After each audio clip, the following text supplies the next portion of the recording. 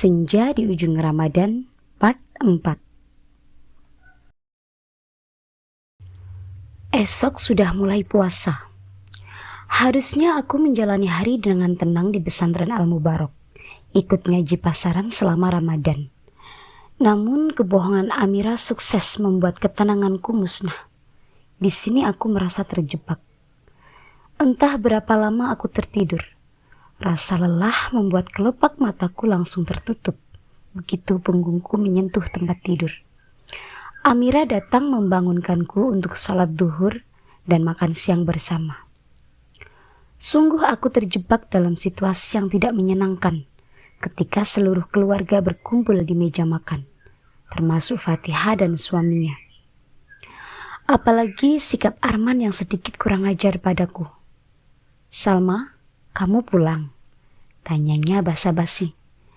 Matanya berkali-kali melirikku. Aku hanya mengangkat kedua bahu tak acuh.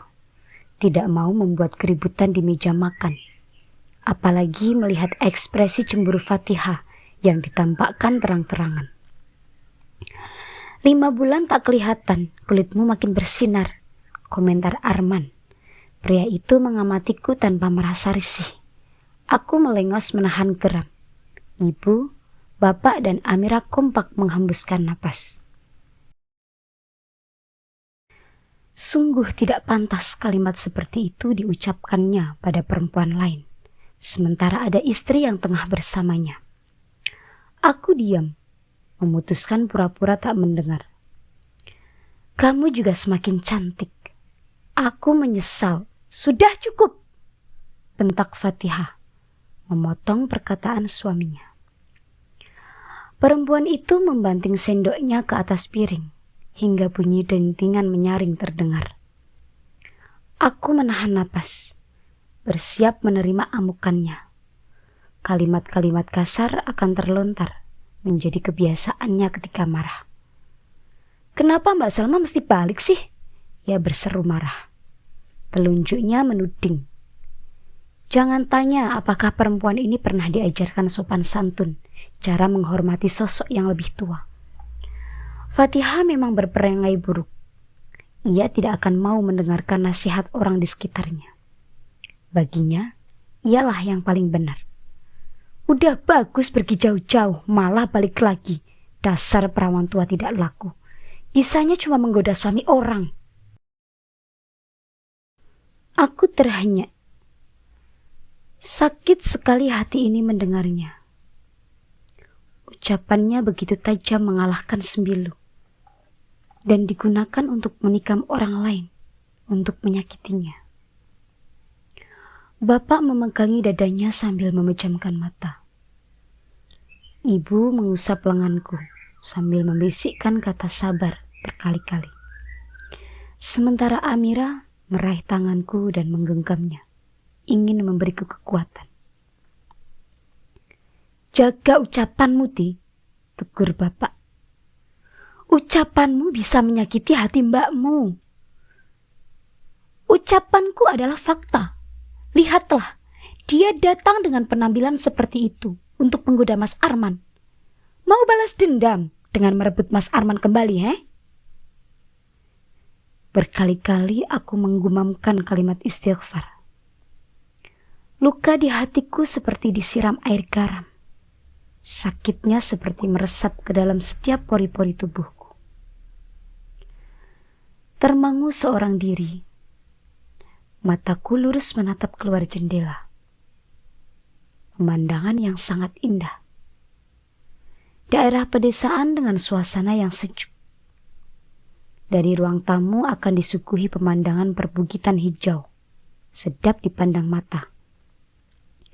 Sementara dari kamarku, hamparan perkebunan teh terlihat bagikan karpet yang membentang luas. Jika cuaca bagus, aku beruntung akan menyaksikan matahari tenggelam kala senja. Pendar keemasannya menyebar di atas hamparan perkebunan sebelum menghilang di peraduan. Aku betah berlama-lama di sana, menanti senja dan berharap menyaksikan keindahannya. Mengerjapkan mata, aku kembali terbang pada lamunan, kala bapak memohon sambil memegang tanganku. Wajah tuanya dipenuhi harapan sekaligus kesedihan. Terima ya Sal. Bapak ingin kamu menikah, bukan karena bapak malu punya anak perempuan yang dijuluki perawan tua. Bapak melakukannya lantaran bapak tidak ingin banyak orang mengolokmu di belakang, terutama adikmu, si Fatihah. Aku tidak menjawab, bukan karena tidak mau, tapi memang tidak tahu harus menjawab bagaimana.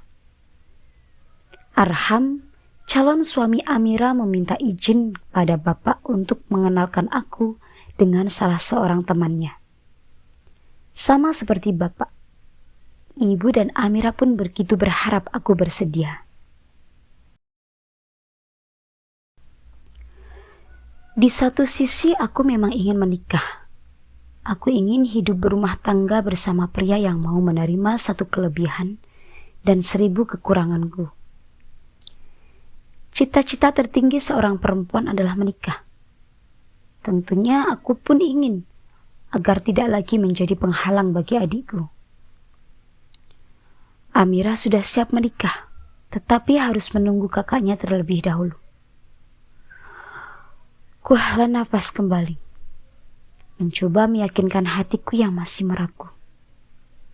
Mungkin dengan menerima perjodohan ini, tidak hanya sekedar mengakhiri masa penantian panjangku, namun juga untuk mengukir bahagia di wajah tua bapak dan ibu. Dan tentunya tidak perlu menjadi penghalang untuk kebahagiaan Amira dan Arham. Perlahan, semburat keemasan itu muncul, bagaikan bola api raksasa yang bergerak sangat pelan. Aku menatapnya tanpa kedip. Senja mengajarkanku akan arti sebuah keikhlasan. Ia hadir memberikan keindahan sebelum kemudian menghilang berlari menuju peraduan.